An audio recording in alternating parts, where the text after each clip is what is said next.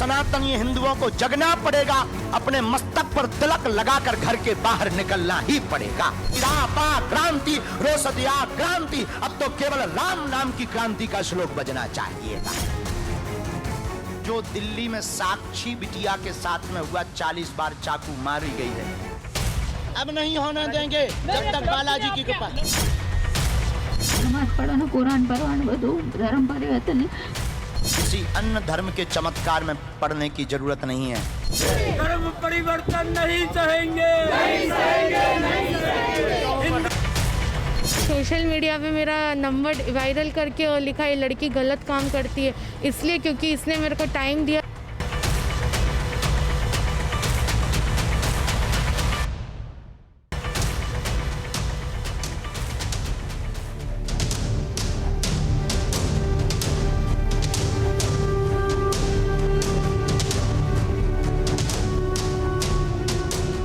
जी हां, बाबा बागेश्वर यानी पंडित धीरेन्द्र शास्त्री के बयान लगातार सुर्खियों में हैं देश में, लेकिन अब उन्होंने लव जिहाद के खिलाफ मोर्चा खोल दिया है और जो बातें उनकी तरफ से कही गई हैं उनमें कितना दम है।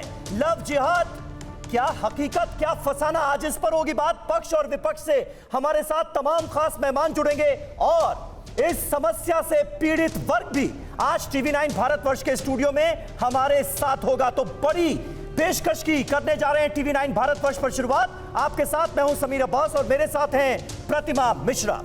बाबा का क्रांति मंत्र, लव जिहाद का अंत। लव जिहाद के खिलाफ कई राज्यों में कानून है, लव जिहाद पर फिल्में बन चुकी हैं, लेकिन फिर भी लव जिहाद और जबरन धर्मांतरण के केस शहर शहर से सामने आ रहे हैं। ये केस इतने ज्यादा हैं कि बागेश्वर धाम के पीठाधीश्वर पंडित धीरेन्द्र शास्त्री ने भी लव जिहाद के खिलाफ अभियान छेड़ने का ऐलान कर दिया है। बाबा बागेश्वर अब तक हिंदू राष्ट्र की बात करते थे, लेकिन अब उन्होंने जबरन धर्म परिवर्तन पर जोरदार प्रहार किया है।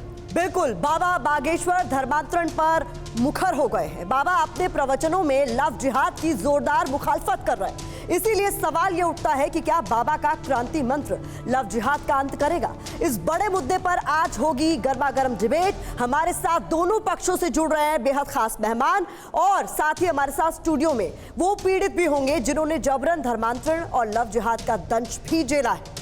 बिल्कुल, लेकिन शुरुआत कर रहे हैं इस वक्त की अहम खबर के साथ। सबसे पहले आपको लव जिहाद पर बाबा बागेश्वर का बड़ा बयान बता देते हैं। जो साक्षी के साथ हुआ वो किसी के भी साथ हो सकता है, ये अपने प्रवचन में जिक्र किया है पंडित धीरेन्द्र शास्त्री ने। वो कहते हैं हिंदुस्तान में धर्मांतरण अब होने नहीं देंगे, बुजदिली वाली या सनातन वाली जिंदगी चुननी होगी।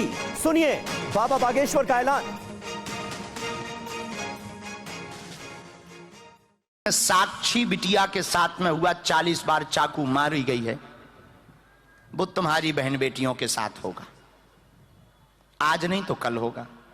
जैसे कश्मीरी पंडितों पर बलात् आक्रमण हुआ, तुम पर होगा। चाहे तुम मीडिया से हो, चाहे तुम नेता हो, चाहे तुम अभिनेता हो, चाहे तुम संत हो, तुम पर होगा। दूसरा, जिस प्रकार अभी तुम जग गए, अगर तुम ऐसे जगे रहोगे, प्रभु श्री हनुमान जी और बालाजी का आशीर्वाद लेकर बढ़ते रहोगे, तो आने वाली अनेक पीढ़ियां गर्व के साथ कहेंगी हम सनातन धर्मावलंबी हैं। बोलो जय श्री राम। आज तुम विचार करके सोचना रात भर कि तुम्हें कौन सी जिंदगी जीनी, बुजदिल वाली या सनातन वाली। धर्म परिवर्तन को लेकर क्या कहेंगे? धर्म परिवर्तन अब नहीं होने देंगे जब तक बालाजी की कृपा।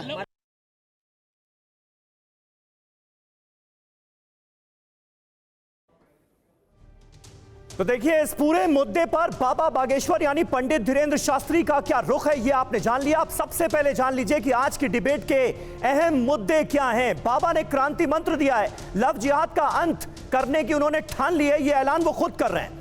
बड़ा सवाल, लव जिहाद के खिलाफ बाबा बागेश्वर का प्लान आखिर है क्या? और बेटियों के साथ हो रहे अत्याचार पर बाबा बागेश्वर की अपील क्या है? तीसरा, शहर शहर लव जिहाद के केस पर रोक कैसे लगेगी, क्योंकि देश के अलग अलग हिस्सों से इस तरह के कुछ केसेस सामने आए हैं। हमारे साथ तमाम मेहमान जुड़ रहे हैं और हमारे साथ वो पीड़ित भी मौजूद हैं जो लव जिहाद के जबरन धर्मांतरण के डायरेक्ट शिकार हुए हैं। डिबेट की शुरुआत करें उससे पहले आपका यह जानना जरूरी है कि हमारे स्टूडियो में आज जो पीड़ित मौजूद हैं उनकी कहानी क्या है। जी हां, लव जिहाद का काला जाल किस तरह से फैला ये आपको बताते हैं। पहले मेरठ की पीड़ित नंबर 1 जो हैं उनका जिक्र आसिफ ने सोनू नाम बताकर दोस्ती की और फिर फेसबुक के जरिए यह दोस्ती अंजाम दी जाती है। आसिफ पर अब परेशान करने का आरोप लगा है और जो परिवार कह रहा है वो ये कह रहा है कि हम लव जिहाद के पीड़ित हैं।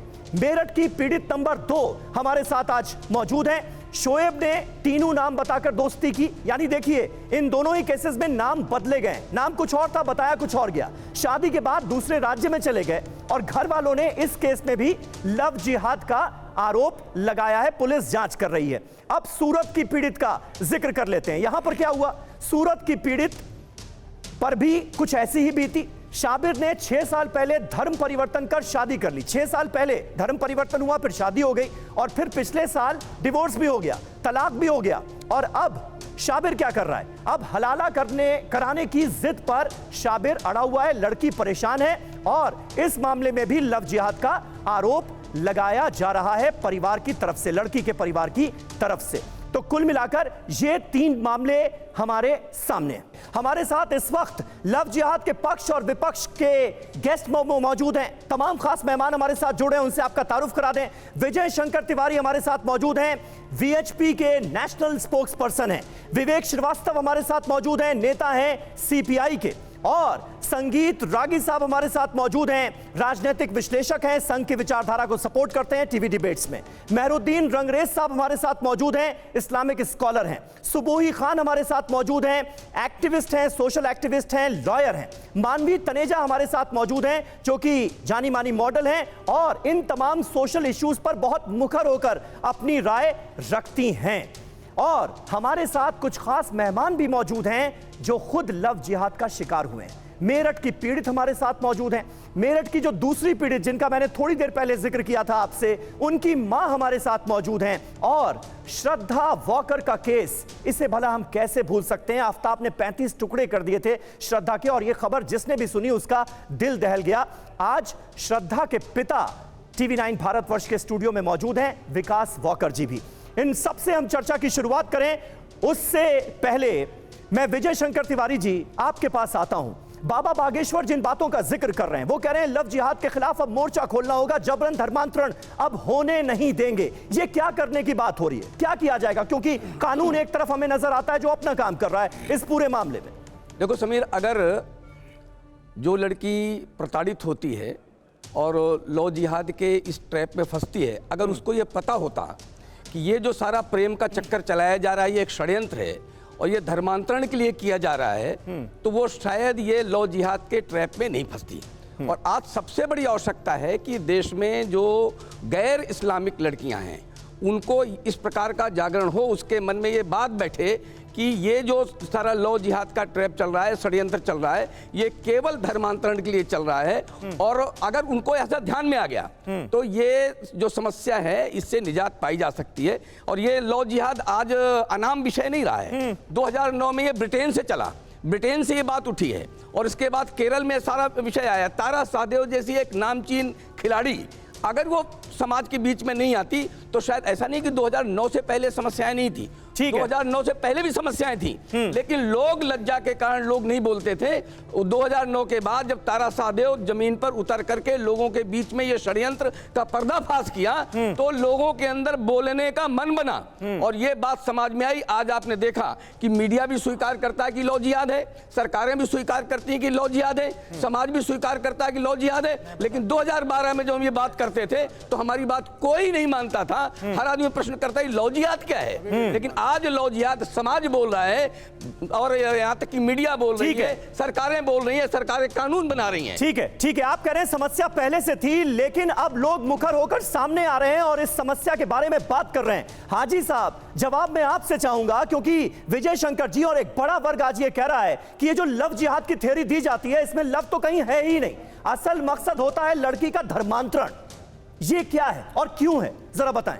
देखिए, जो हमारे देश के कानून मंत्री है वो सच बोल रहे हैं या हमारे विजय शंकर तिवारी जी सच बोल रहे हैं या कौन सच बोल रहा है, ये आपको तय करना पड़ेगा और जनता तय करेगी। जय किशन रेड्डी जो गृह राज्य मंत्री है, उन्होंने बाकायदा लोकसभा में कहा कि लव जिहाद जैसा कोई मामला नहीं है। फिर एक महाराष्ट्र में महाराष्ट्र सरकार ने एक कमेटी गठित करी और उससे कहा गया कि भाई आप पता करो महाराष्ट्र में कितने केसेस हैं लव जिहाद के। जब वहां पर वो कमेटी ने काम किया और वहां पे पता लगा कि कोई भी लव जिहाद का एक भी केस वहां पे नहीं आया। तो ये प्रोपोगेंडा है, किसी तरीके से ये पोलराइज करने का एक तरीका है कि कैसे मुसलमानों से डराया जाए हिंदुओं को, हिंदू भाइयों को, और उन बेटियों को भी डराया जाए।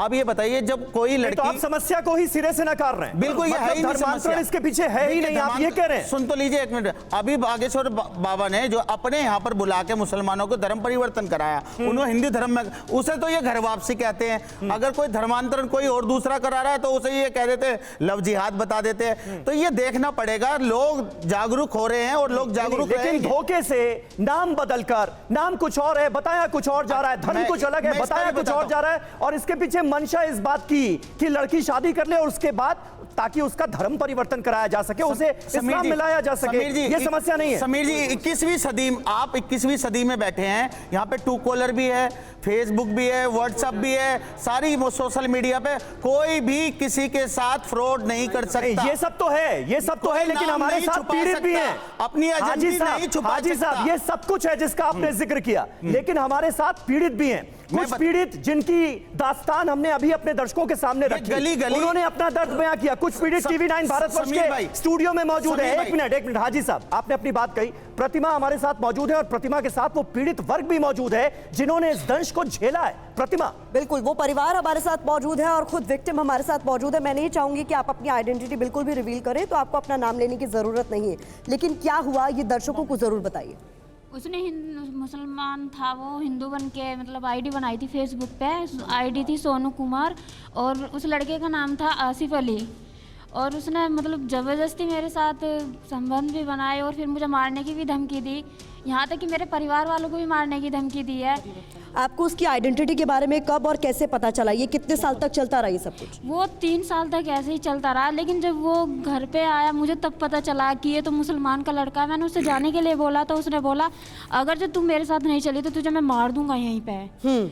तो यहाँ तक कि मेरे भाई को भी मारने की धमकी दी थी। मैं डर की वजह से उसके जाल में मतलब उसने अपनी आइडेंटिटी आपको गलत बताई, उसने ये बताया कि वो हिंदू बन के बात करी थी। उसने बोला कि मैं एक हिंदू का लड़का हूँ, पर लेकिन जब वो घर पे आया तो मैंने उसको तब पहचाना था उसको। आपको आपका धर्म बदलने के लिए भी कहा गया, फोर्स किया गया क्या? हाँ, उसने बोला कि मेरा धर्म अपना ले, अपना हिंदू धर्म छोड़ दे। उसने यहाँ तक कि गाली गलोच भी करी, मेरे साथ मार पिटाई भी करी थी, लेकिन मैंने डर की वजह से किसी अब नहीं तो अपनी फैमिली वालों को बताया, ना किसी को बताया था, क्योंकि उसने धमकी दी थी मुझे मारने की और मेरे भाई की। तो फिर ये आप कह रहे हैं 3 साल तक ये सब कुछ चलता रहा, आपको पता नहीं चला। तो समीर, आप उन परिवारों को सुन रहे थे जिनकी आप बीती जो है वो खुद बता रहे हैं कि किस तरीके से आइडेंटिटी बदलकर कुल मिलाकर उनसे दोस्ती की गई और फिर धर्म बदलने का भी उन पर प्रेशर बनाया गया। बिल्कुल बिल्कुल, सीधे तौर पर जो पीड़ितों की बात है वो भी हम अपने दर्शकों तक पहुंचा रहे हैं और इसे नजरअंदाज नहीं किया जा सकता। मानवी तनेजा हमारे साथ यहाँ पर मौजूद हैं। मानवी जी, आपने ये बातें सुनी, प्लस देश के अलग अलग इलाकों से जो केसेस सामने आए हैं वो भी हमने अपने दर्शकों के सामने रखे। एक तरह का क्या खास पैटर्न नजर आता है आपको भी? देखिए, मैं डिबेट की शुरुआत सिद्धू मूसेवाला के एक लिरिक्स से शुरू करना चाहती हूँ। जितने कंट्रोवर्सी ग्रेट मिलोगी धर्म के नाम पे डिबेट मिलोगी। और मुझे लगता है कि हम आज फिर वही एक चीज़ दोबारा कर रहे हैं कि बैठ करके धर्म पे ही डिबेट कर रहे हैं। 2014 से पहले मुझे नहीं समझ में आ रहा था लव जिहाद का कोई केस नहीं है। मेरे धर्म के नाम पर अगर कुछ गलत हो रहा है तो डिबेट नहीं होनी चाहिए, वो मुद्दा नहीं होना चाहिए। गलत नहीं हो रहा पहले, मेरे हिसाब से तो लव जिहाद जैसी कोई चीज़ है नहीं। अगर आपकी आइडेंटिटी जैसे मैं पीड़ित को सुन रही थी लेकिन बहुत अच्छी तरीके से सुन नहीं पाई, शायद थोड़ा धीरे बोल रहे थे। लव जिहाद जैसी कोई चीज नहीं है। अगर आप किसी से मिलते हैं और इतने लंबे समय तक मिलते हैं तो आप कैसे कोई बंदा अपनी आइडेंटिटी छुपा सकते हैं? नहीं, मानवी जी आपने शायद सुना नहीं। जो पहली पीड़ित हमारे साथ थी उन्होंने कहा कि आसिफ एक लड़का था, वो सोनू बनकर मिला, सोनू बनकर उसने दोस्ती की और बाद में फिर धर्म परिवर्तन का दबाव डाला। दूसरा केस जो है शोएब टीनू बनकर मिला, शोएब टीनू बनकर मिला और बाद में धर्म परिवर्तन का दबाव डाला। जब कानून है उसके खिलाफ आपने 420 की कार्रवाई करते हैं, उन्होंने नाम बदल के किया, मगर वो नहीं करेंगे आप। मगर टीवी पर आकर बदनाम करने के लिए मुसलमानों को यहाँ पर आकर अपनी बात रखेंगे, मैं ये बोल बन जाएंगे कि लोगों के। नहीं, मैं ये बोलना चाहती हूँ कि ये वो अपनी समस्या बता रहे हैं भाई। एक मिनट, रंगरेज साहब वो अपनी समस्या बता रहे हैं, आप उन्हीं पर सवाल उठा रहे हैं। हापुड़ की घटना है, बजरंग दल के लोगों ने जाके कहा कि उस लड़की को बोल दिया कि आप बोल दो लव जिहाद का मैटर है, फिर उस लड़की ने बाद में बता दिया पुलिस को कि जी मुझे तो इन्होंने कहा था इसलिए मैंने कह दिया। तो ये सारा प्रोपेगेंडा है, किसी तरीके से मुसलमान और हिंदू भाइयों के बीच में खाई डालने का काम किया जा रहा, जो कि नहीं होना चाहिए भाई।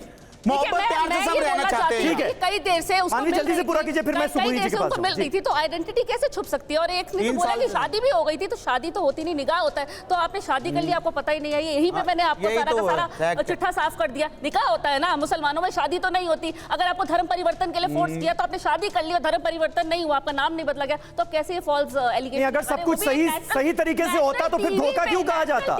धोखा हुआ है ना, धोखा हुआ है ना, बात हो रही है, झूठ बोल रही है, उस पे बात हो रही है। तो धर्म परिवर्तन का नाम हुआ, शादी करके आप उसके साथ सच्ची रह रहे हैं, घटना हो उसको तो हम भी कहें। ठीक है, मानवी एक मिनट, संगीत रागी जी, मैं यहाँ पर आपको लाना चाहूंगा। यहाँ पर बात हो रही है कि सिर्फ और सिर्फ एक वर्ग को टारगेट करने के लिए इस तरह की बातें की जा रही हैं, धोखे को लव जिहाद बताया जा रहा है, क्या कहेंगे?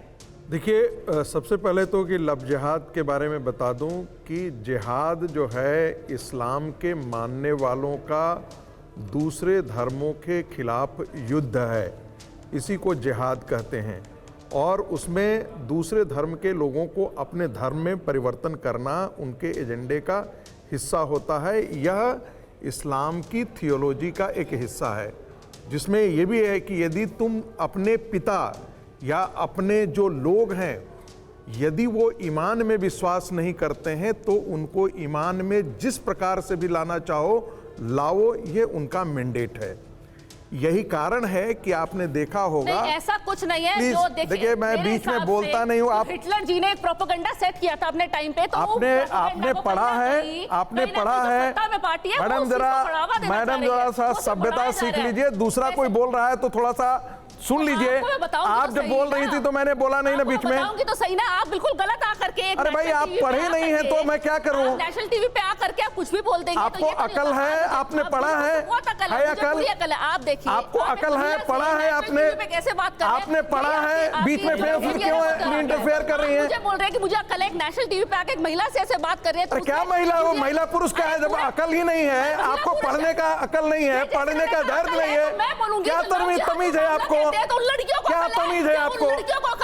क्या तमीज है आपको? ध्यान रखें, एनजीओ नहीं चलेगा, नहीं ये नहीं चलेगा।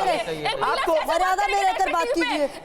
आप ऐसे लोगों को नहीं, बिल्कुल नहीं, ये एक्सेप्टेबल नहीं है। संगीत जी मुझे लगता है आपको खेल जताना चाहिए। आपने जिस तरह के वर्ड का इस्तेमाल किया, नहीं, आप बैठ जाइए, आप बैठ जाइए, आप बैठ जाइए। आप लोगों का ये एक्सेप्टेबल नहीं होना चाहिए। संगीत जी बिल्कुल एक्सेप्टेबल नहीं, बात पर खेद होगा। अगर आपके पास शब्दों की कमी आप अपना बंद करवाइए, ये बंद कराइए। ये देखिए प्लीज, ये एक्सेप्टेबल नहीं है। एक महिला के नहीं, इस तरीके की भाषा का इस्तेमाल नहीं होना चाहिए। बीच में इनको बोलने की इजाजत क्या है? की भाषा का इस्तेमाल, मानवी काम डाउन, मानवी please calm down, national TV पे मानवी प्लीज अपना एनजीओ चलाइए, पैसे लीजिए और यही सब काम कीजिए। इस तरह पढ़े लिखे लोग हैं, ये इस तरीके की बिल्कुल नहीं। घर की बहू बेटी प्लीज मानवी, एक दूसरे पर इस तरह के कटाक्ष ना करें। आप दोनों यहाँ पर मौजूद हैं, दोनों हमारे रेस्पेक्टेड गेस्ट हैं। मुजाहिदीन के साथ ज्वाइन कर लीजिए। संगीत जी ऐसे शब्दों का इस्तेमाल ना करें। एक मिनट, मैं विवेक जी के पास पैसे मिलते हैं, इसके लिए पैसे मिलते हैं। मानवी मानवी जी प्लीज, इस्लामिस्ट रेडिकलिस्टों के लिए आपको पैसे, मानवी जी प्लीज, मानवी जी चलाइए, ये धंधे चलाइए आपको। ठीक है। अब हमारे साथ दो और खास मेहमान हमारे साथ, बाकी सबका ऑडियो डाउन कर दीजिए, बाकी सबका ऑडियो डाउन कर दीजिए। अब सिर्फ दो लोग बोलेंगे। हमारे साथ सुबोही मौजूद हैं, और इधर विवेक श्रीवास्तव मौजूद हैं। तरफ से इसे बिल्कुल खारिज कर दिया जा रहा है, दूसरी तरफ से इसे लव जिहाद बताया जा रहा है। मतलब दोनों के बीच का भी तो कुछ रास्ता होगा ना। अगर एक पीड़ित वर्ग हमारे साथ बैठा है तो उसकी बातों को नजरअंदाज तो नहीं किया जा सकता। सुनिए, सबसे पहले ये एक पॉलिटिकल पार्टी वाइज डिस्कशन ना हो करके ये एक प्रोग्रेसिव वर्सेस कंजर्वेटिव प्रोग्रेसिव का डिस्कशन होना चाहिए। यानी कि आज मैं सीपीआई की तरह नहीं बोलूं, मैं प्रोग्रेसिव लेफ्ट। बिल्कुल। और जो बच्चे बैठे हैं जाके पढ़िएगा what is progressive left, what is liberal left. Progressive left की और लिबरल लेफ्ट की सबसे अच्छी एग्जांपल ये बैठी हुई है, जिन्होंने नॉनसेंस को टॉलरेट नहीं किया। ठीक है, आप लोग इससे पहले कि फिर से लड़ाई झगड़ा शुरू करें, एक बार शांत हो जाइए। बस विक्टिम के फादर से मैं बात करना चाह रही हूँ, वो डिसीज्ड है, शी इज नो मोर। कम से कम इतना रिस्पेक्ट तो बनता है। श्रद्धा इज नो मोर, इतना रिस्पेक्ट तो बनता है। आप लोगों से मैं इतना एक्सपेक्टेशन कर सकती हूँ। Please calm down, please calm down, शर्म आनी चाहिए। Please calm down. रोज श्रद्धा मारी जाती है और तुम ये बहुत शर्मनाक है भाई। जो है आकर के डिफेंड करते हो। मानवी, तुमको लज्जा आनी चाहिए, लज्जा आनी चाहिए तुमको। अरे तुम्हारी बेटी मारी जाती ना तब तुमको पता लगता, लेकिन तुम इतने बेशर्म हो कि तुम आप लोग जिस तरीके से कर रहे हैं तो डिबेट हो ही नहीं सकती, हो ही नहीं सकती। बिल्कुल ठीक नहीं है। विकास जी हमारे साथ मौजूद है। विकास जी, मैं पहले तो क्योंकि तुम लोग पैसे खा करके यही काम करते हो। प्लीज श्रद्धा के पिता को सुनिए, प्लीज थोड़ी सी इज्जत रखिए। ऐसी घटना जो घटी है मेरे साथ, जो अभी जो वाकया हुआ है, ये जब क्या कर रहे हैं आप, जिसकी बेटी के ऐसे टुकड़े होंगे तब पता चलेगा वो क्या कैसे होता है। जब अपने पे आ जाएगा तब पता चलेगा। आप ऐसे बातें करके तो पता नहीं चलेगा आपको कि ये कैसे हुआ है। जब अपने पे आ जाएंगे तब पता चलेगा आपको। ये ऐसे बातें करके तो नहीं आपको पता चलेगा। जब महसूस होगा आपको अपनी बेटी पे क्या ऐसे टुकड़े होते हैं तब पता चलेगा आपको। ये मैं यहाँ मौजूद हूँ, मैं इनसे सवाल जवाब कर रही हूँ और आपको बता दूँ ये कांप रहे हैं इस वक्त। आप लोगों को शायद ये सुनने की ज़रूरत है। He is shivering right now, क्योंकि इन्होंने वो पीड़ा महसूस की है। तो सुनिए ज़रा एक बात को, वो कहना क्या चाहते हैं। विकास जी, अपने आप को संभालते हुए ये मैं नहीं बात कर पाऊंगा इसमें। कम से कम इतना आज तक 1 साल से, पिछले 1 साल से अंतिम संस्कार तक नहीं कर पाया। इसके बारे में क्या बात कर सकता हूँ? ऐसे झगड़े करेंगे ये मैं नहीं बता सकता। ऐसे क्या मेरे ऊपर क्या बीती है, आपको सुन रहे हैं। मैंने अब तक अंतिम संस्कार भी नहीं बेटी के किए हैं, तो ऐसे कैसे ये लोग झगड़ा कर रहे हैं इस बारे में? नहीं विकास, ये कोई मजाक है क्या? हम आपकी पीड़ा बहुत अच्छे से समझते हैं, हम आपकी पीड़ा बहुत अच्छे से समझते हैं। यहाँ पर अभी जो चर्चा हो रही है, मुझे लगता है उस पर आपका जवाब बहुत इंपॉर्टेंट होगा। यहाँ पर बात हो रही है कि धर्म परिवर्तन के लिए, बहुत हैरान हो गया हूँ ये ऐसे देख के। ये कैसे, मतलब जिस पे बीती है वो सब ऐसे बैठे, चुपचाप बैठे, कुछ बोल नहीं रहे, और आप लोग ऐसे बातें कर रहे हैं। बस हो गया, मैं नहीं बात कर पाऊंगा इसके आगे। सर, आपकी नज़र में ये जिन टॉपिक्स पर चर्चा हो रही है, आपकी नज़र में ये सब होता है? आप मानते हैं कि ऐसा होता है? लड़कियों को इस जाल में फंसाया जा रहा है, धर्म परिवर्तन के लिए फोर्स किया जा रहा है, आपकी नज़र में? ये तो पता है मुझे कि ये मतलब हम लोग से अलग कर दिया बेटी को पहले, फिर बाद में जो चाहे जब चाहे उसने कुछ भी किया, और बाद में ऐसे ये सब हादसा हुआ है। तो ये तो कहीं ना कहीं उनकी प्लानिंग है, जो वो लोग अभी भी सक्सेस हो रहे हैं इसमें। विकास जी काफी इमोशनल है। समीर जी, विकास जी ने जिन बातों का जिक्र किया, विवेक जी अब सुना आपने, एक पिता का दर्द देखा आपने। बिल्कुल है, दर्द है, और हमारी सारी संवेदना और सहानुभूति आपके साथ है। आपको एक बहुत बड़ा लॉस हुआ है।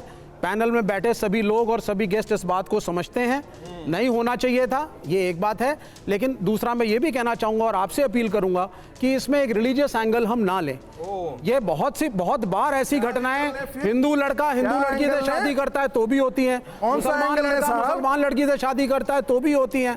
ये अगर एक रिलेशनशिप में क्राइम ऑफ पैशन होता है तो उसको धर्म का रंग देना हमारे समाज में विघटन को और बढ़ाएगा।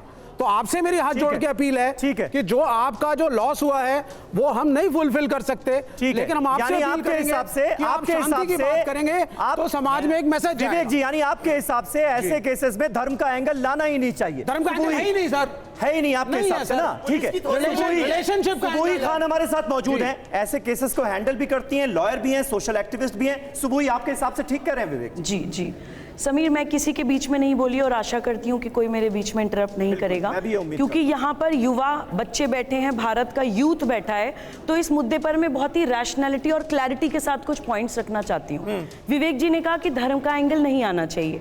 मैं as an officer of the court, as a lawyer, Bharat के बच्चों से ये कहती हूँ कि जब हम लव जिहाद के खिलाफ लड़ाई लड़ते हैं तो हम ये कभी नहीं कहते कि कोई मुसलमान लड़का किसी हिंदू लड़की से शादी ना करे या नहीं कर सकता है। हम सिर्फ ये कहते हैं कि हमारे देश में एक स्पेशल मैरिज एक्ट नाम का एक कानून है जो अलग अलग पंथों के बच्चे इंटरफेथ मैरिजेस आपस में कर सकते हैं अपने अपने रिलीजन्स को मेंटेन करते हुए।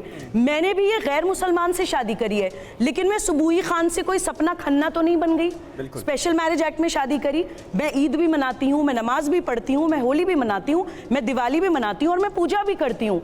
एक दूसरे के रिलीजन्स को हम सेलिब्रेट करते हैं, सम्मान करते हैं। लव जिहाद नाम हम उस एजेंडा को देते हैं जिसका एक पैटर्न है, कोई 1 2 3 इंसिडेंट्स नहीं है, हजारों की तादाद में उदाहरण है। अगर ये एक पैटर्न है और अगर शादी इसलिए की जा रही है कि धर्मांतरण किया जा सके, धोखा दिया जा सके, मतलब जिसके साथ हुआ ये उसकी तो पूरी जिंदगी तहस नहस हो गई ना, ये तो मानेंगे आप मानवी? देखिए अभी सुबुई जी ने बोला कि शादी आपने हमको बोलने नहीं दिया। मैं आपके बोला कि शादी के बाद उसको बोला कन्वर्ट करने के लिए, लेकिन मेरे को ये समझ में नहीं आता शादी कैसे करी। अगर आपने शादी कोई संस्था में जाकर करी तब भी आई कार्ड लगता है, अगर आपने कोर्ट मैरिज करी तब भी आई कार्ड लगता है। तो जब आपने आई कार्ड दिखा करके, आई कार्ड मंदिर में आई कार्ड नहीं लगता। तो मंदिर में तो अगर आप बोले कि मैं हिंदू हूँ और आप किसी मंदिर में जाकर फेरे ले लें तो वहाँ पर आई कार्ड नहीं लगता। सुनिए, अगर आप मुसलमान हैं और आप कलावा पहनकर, रुद्राक्ष पहनकर किसी हिंदू लड़की को हिंदू बनके मंदिर में जाकर फेरे ले लें तो कोई आई कार्ड नहीं लगता। 420 का केस डाल दीजिए ना और आप बताइए, आप किसी से शादी कर रहे हैं तो आई कार्ड आप कहीं पे भी यूज नहीं करेंगे। आप कहीं भी ट्रैवल करेंगे, रेलवे से करेंगे, हवाई जहाज से करेंगे, कहीं भी रहने जाएंगे। मैं एज अ वुमन, सुनिए, एज अ वुमन आपसे एक बात कहना चाहती हूँ कि जो यहाँ विक्टिम बैठे हैं या जो हिंदू लड़कियां जिनके साथ लव जिहाद हुआ है, हम उनके पेन को प्लीज इनवैलिडेट ना करें। एटलीस्ट हम उनकी कहानी, उनका दर्द समझे कि हाँ उनके साथ हुआ है। देखिए अब मुझे बताइए, मैं तो कह रही हूँ इंटरफेथ शादियां बच्चे करें, मैं इंटरफेथ शादियां बच्चे करें। रूढ़िवादी परंपराएं टूटती हैं समाज की, दिमाग खुलता है, लेकिन धर्म परिवर्तन करवाना, पहचान छुपाना, कन्वर्ट करा लेना या उसको बिना डिवोर्स दिए दूसरी शादी कर लेना, आप सुबुई जी को गलत कोट कर रहे हैं। वो कह रही है इंटरफेथ मैरिज हो, इसमें कोई दिक्कत नहीं है। आप कह रही है कि वो इंटरफेथ मैरिज के खिलाफ, ऐसा नहीं है। आप कानून इतना कड़ा कर दोगे, कानून इतना कड़ा कर दोगे, पुलिस हरासमेंट होगा। आप समीर जी, मैं इस पे कुछ बोलना चाहती हूँ। आप प्रोग्रेसिव हो ही नहीं। रागी साहब देखिए बहुत देर से चुप है। बैकवर्ड सोसाइटी की तरफ देश को ले जा रहे हैं, ठीक है, और इसको रोकना होगा। देखिए, कोई ऐसा कानून नहीं बनने जा रहा है कि 2 रिलीजन के लोग शादी नहीं कर सकते, लेकिन ऐसा कानून मैं चाहती हूं कि बने कि 2 पंथों के बच्चे अगर शादी करना चाहते हैं तो केवल और केवल स्पेशल मैरिज एक्ट में करें। शादी के लिए कन्वर्जन अवैध डिक्लेयर होना चाहिए, इलीगल डिक्लेयर होना चाहिए, क्योंकि मानसिक, शारीरिक, मनोवैज्ञानिक हर तरह का शोषण होता है व्यक्ति का। किसी को अपने इमोशंस में जाल में फंसाकर उसको मजबूर करना कि वो धर्म परिवर्तन करे, वो गलत है, वो गलत है। एक मिनट संगीत रागी जी, यानी जिस बात का जिक्र सुबुही कर रही हैं कि इंटरफेथ मैरिजेस से कोई दिक्कत नहीं है, लेकिन धर्मांतरण से सारी दिक्कत है। धर्मांतरण के लिए अगर इंटरफेथ मैरिज की जा रही है उससे दिक्कत है। 1 मिनट, नहीं ऐसे थोड़ी होगा विवेक जी। 10 सेकंड रागी साहब बैठे हुए ना, 10 सेकंड मांग रहा हूं, पर उनको अब आधा घंटा दीजिए। मैं कह रहा हूं मेरे देश की लड़कियां, I am proud of them, सब पढ़ रही हैं, बढ़ रही हैं, लॉयर, जर्नलिस्ट, पत्रकार, टीचर, वर्किंग वुमेन बन रही हैं। क्या आप ये कहना चाहते हैं कि मेरी देश की लड़कियों में भेजा नहीं है कि 3-3 साल तक किसी से भी शादी कर ली, उन्हें पता ही नहीं चला वो कौन है? हो गई आपकी बात। रागी साहब, आप मेरे देश की लड़कियों को डिरेट मत करिए और उनकी इंडिपेंडेंस की hold on please. Let them be progressive, ठीक है, let them wear what they want, let them eat what they want, let them marry whom they want. ठीक है रागी साहब, देखिए, इस देश में नैतिकता का, ह्यूमन राइट्स का पाठ वो बताते हैं जिन्होंने 10 लाख चाइना में हत्याएं करवा दी, जो 10 लाख से ज़्यादा जो है वो रसिया में हत्याएं करवाई ह्यूमन राइट्स के नाम पर वामपंथियों ने, वो इस देश में नैतिकता की बात करती हैं। दूसरी बात, मैं जो कह रहा था वो बहुत गंभीर बात कह रहा था, मैं इस्लाम की थियोलॉजी से बात कर रहा था। उसका 2 हिस्सा जानिए। कोई भी स्त्री आपको बहुत अच्छी लगती हो, लेकिन आप तब तक उससे शादी नहीं करें जब तक वो ईमान में कन्वर्ट न करे, यानी इस्लाम में कन्वर्ट न करें। कोई भी पुरुष आपको बहुत अच्छा लगता हो, लेकिन तब तक आप उससे शादी नहीं करें जब तक कि वो ईमान में कन्वर्ट नहीं करता है। ये इस्लाम की मान्यता है। यही कारण है कि जब लड़कियां बॉलीवुड में शादी करती हैं तो वो इस्लाम में कन्वर्ट करती हैं। इंडिविजुअल केसेस को मत लीजिएगा, ध्यान रखिएगा। हो सकता है समीर जी की पत्नी शादी की हो, उन्होंने नहीं किया हो, ये इनका इंडिविजुअल की बात मैं नहीं कर रहा हूं, लेकिन जो इस्लाम की आइडियोलॉजी है मैं उसी के आधार पर यह बात कह रहा हूं। और यही कारण है कि लड़कियों को जबरन, और ये मैंने मौलानाओं से पूछा है क्या ऐसी बात है या नहीं है, सारे मौलानाओं ने कहा कि हाँ ये बात आप सही कह रहे हैं। और यही कारण है, अब बोलो, यही कारण है कि जब लड़कियों की शादी होती है तब उनको कन्वर्ट करने के लिए दबाव बनाया जाता है, क्योंकि वो बोला जाता है कि यही इस्लाम का लिए, यही इस्लाम का आदेश है, ऐसा नहीं करते हो तो जहन्नुम में जाओगे। जवाब हाजी साहब देंगे तो ये इनका मौलानाओं का जिक्र किया है कि ये कन्वर्जन का दबाव डाला जाता है कि शादी तभी होगी जब कन्वर्ट होंगे। आप मुसलमान का मतलब दाढ़ी बढ़ा के टोपी लगाने वाला ही नहीं होता, वो क्लीन शेवन भी हो सकता है, अरे भाई भी हो सकता है, डॉक्टर भी हो सकता है, और होते हैं भाई, होते हैं भाई, होते क्या आप ये कहना चाहते हैं कि जितने पढ़े लिखे मुसलमान लड़के हैं ये सब जाहिल हैं? नहीं, आप क्या नैरेटिव बनाना चाहते हैं? मैं कुछ कहना नैरेटिव गलत है। हाजी साहब ये नैरेटिव गलत है या सही है? जिस बात का जिक्र रागी साहब ने किया, एक दबाव होता है भाई, ये शादी तभी होगी जब कन्वर्जन होगा। ये बिल्कुल बेकार की बात कर रहे हैं। देखिए जितने भी मुसलमान हैं जिन्होंने हिंदू लड़कियों से शादी की है, बताओ किसने मुसलमान बनाया? एक्टर से लेके और नेता अभिनेताओं से, हिंदू से शादी उसको बिना कन्वर्ट करे कराना चाहिए। उसके घर में मंदिर है कि नहीं है? ना तो बताइए शाहरुख खान के घर में मंदिर है कि नहीं है? नहीं है। उन्होंने तो निकाह अपनी बीवी को जायज हो ही नहीं सकती। मगर ये जो बार बार नैरेटिव सेट किया जा रहा, किसी तरीके से बीच में खाई डालने का काम किया जा रहा, मैं बार बार कह रहा हूं। ये श्रद्धा के पापा बैठे हैं, मैं बता दूं इस केस में भी, इस केस में भी लव जिहाद का कोई एंगल नहीं है, और ना पुलिस की थ्योरी में है और ना ही साक्षी वाले में है। इसे तो बाकायदा प्री प्लान बनाया जा रहा हिंदू संगठनों के द्वारा कि किसी तरीके से अगर कोई हत्या हो जाती है और उसमें मुसलमान हो, अगर हत्या करने वाला मुसलमान है तो उसे लव जिहाद बता दिया। लव जिहाद की मेरे पास 521 घटनाएं हैं जो कहीं ना कहीं किसी न किसी थाने में रजिस्टर्ड हैं और किसी न किसी समाचार पत्रों में छपी है। किसको सजा हुई? देखो एक बताइए, पहले एक बताइए, सजा का नाम बताइए। अभी आप नहीं, सजा का नाम बताइए। आरोप लगाना बहुत आसान है, आरोप लगाना बड़ा आसान है। सजा तभी होगी ना जब उस पे कोई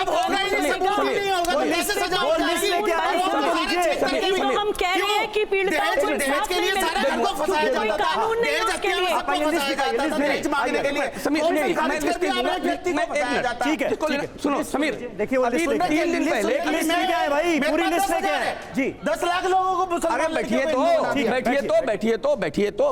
बैठ जाइए। अभी 3 दिन पहले साक्षी की मृत्यु हुई है, उसको चाकू से गोद कर मारा गया है और सारे साक्षी, तो वो हत्या है ना विजय शंकर जी, उसे लव जिहाद कैसे बता देंगे? हम बता रहा हूं।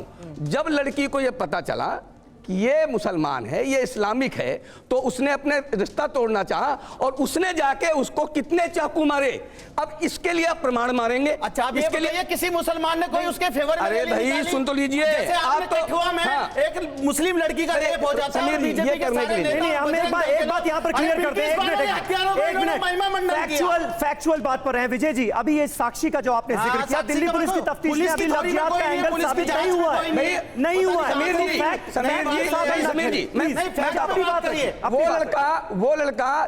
वो रुद्राक्ष पहने नजर आया। आखिर एक मुसलमान को रुद्राक्ष पहनने की क्या आवश्यकता थी? उसको कलावा बांधने की क्या आवश्यकता थी? आप कहें जी वो अजमेर जाइए तो कलावा बांधते हैं, तो आपके यहाँ रुद्राक्ष भी पहनते हैं क्या? रुद्राक्ष भी पहनते हैं क्या? अगर धर्म परिवर्तन कोई कराता, हमारे देश में सीआरपी की धारा है, आईपी की धारा है, उसके खिलाफ कानूनी कार्रवाई होनी चाहिए। स्पेशल मैरिज एक्ट में जिसमें लड़का मुस्लिम ही रहे, लड़की हिंदू ही रहे, आपके हिसाब से शादी होनी चाहिए ना? अलाउड है ना? बिल्कुल। फिर उसे तो नाजायज करार दे देते हैं। देखिए बहुत सारे नाजायज करार दे देते हैं ना। अरे जो नाजायज बोलते हैं वो नाजायज बोलते हैं, फिर इधर से बोले। अरे मैं कह रहा हूं 10 लाख लड़कियों को हिंदू बना दिया, मुसलमान लड़कियों को उन्हें भगोड़ा ट्रैप में फंसाया, उन मुस्लिम धर्मगुरुओं को, फिर उन्हें मैं बुलाता हूं लड़कियों को सबूत के तहत बुलाता हूं, फिर उन मुस्लिम धर्मगुरुओं के खिलाफ चाहेंगे तो फिर उन बोलेंगे ना, मुस्लिम उसको धर्मगुरुओं के खिलाफ आप आवाज क्यों नहीं उठाते जो ऐसी शादियों को नाजायज ठहराते? देखिए, जो उनका नजरिया है, जो प्यार करने वाले होते हैं वो ना धर्म को मानते ना किसी चीज को मानते। साली गलत है ना, वो गलत है, मानना चाहिए जिससे प्यार हो जाए। प्यार जीतता है हमेशा, धर्म बदलने की जरूरत नहीं है। मोहब्बत जीतती है हमेशा, नफरत हारती है। मैं कहता हूँ सब मोहब्बत करना सीख जाओ। मेरा ही सवाल है कि जैसे सब कह रहे हैं कंप्लेंट और ये लेके आओ, रिकॉर्ड्स लेके आओ, पहले आप ये देखिए कि जो क्रिमिनल था उसकी मेंसरिया तो थी ना, लॉ पढ़ते हैं सब तो देखते हैं ना। एक्ट सीरियस तो हम सब ने देख लिया कि उन्होंने एक्ट करा, पर मेंसरिया देखिए कितनी डीप प्लानिंग है, स्टार्टिंग से ये लोग लगे हुए हैं ये सब करने के लिए। और मैं एक चीज़ और कोट करना चाहूँगी कि जैसे आप कह रहे हैं कि जितनी भी मुस्लिम लड़कियों हैं उनको बदलवा रहे हैं, उनको हिंदू में कन्वर्ट करवा रहे हैं, तो वो कुछ भी नहीं है। वो जस्ट ये कि हमने कुछ बात बोली, कम बैक नहीं मिला। सवाल का जवाब आप क्या चाहती, कौन दे, जल्दी बताइए। उसको घर वापसी कहते हैं। वो अगर कोई मुस्लिम लड़की अगर हिंदू धर्म अपना लेती है उसे कहते हैं घर वापसी हो गई। कुछ और आप कुछ कहना चाहते हैं? आप एनीबडी एल्स? हाँ मैम, मुझे ये पूछना है कि अगर ये बोल रहे हैं कि लव जिहाद जैसा कुछ नहीं है, तो हर केस में मुस्लिम ही क्यों सामने आ रहे हैं? हिंदुओं के साथ अगर मुस्लिम के ही कोस क्यों आ रहे हैं? आप मेरे को मैं ये बोलना चाहूँगा कि जैसे हमारे धर्मों में हिंदुज़म में होता है, सिखिज़म में होता है कि हम लड़कियों को छूट देते हैं कि गुरुद्वारे जाके वो प्रार्थना करें, मंदिर जाके प्रार्थना करें। लेकिन आपने जैसे बात कही कि ये सिर्फ हिंदू लड़कियों के साथ होता है, मुसलमानों के साथ इसलिए नहीं होता क्योंकि मुस्लिम धर्म में रिवाज ही नहीं है कि वो मस्जिद में जाके इबादत कर पाए। वो आप बोलते हैं कि घर में रह के इबादत करें। चलिए देखिए, सबकी अपनी अपनी राय। वक्त हमें इतने की इजाजत देता था। रागी साहब, विवेक जी, आप सभी खास मेहमानों का बहुत बहुत शुक्रिया। और इस वक्त हमारे साथ जो स्टूडियो में तमाम लोग मौजूद थे, तमाम खास मेहमान मौजूद थे, आप सभी का बहुत बहुत शुक्रिया। सिर्फ ये सोचकर कि ये समस्या नहीं है, मुंह नहीं मोड़ा जा सकता। जब इस तरह के केसेस सामने आ रहे हैं तो कानूनी कार्रवाई भी ऐसे केसेस में सख्त जरूरी है ताकि उसे नजीर के तौर पर रखा जा सके और कोई भी ऐसा करने की हिम्मत ना कर सके, ऐसा धोखा देने की हिम्मत ना कर सके।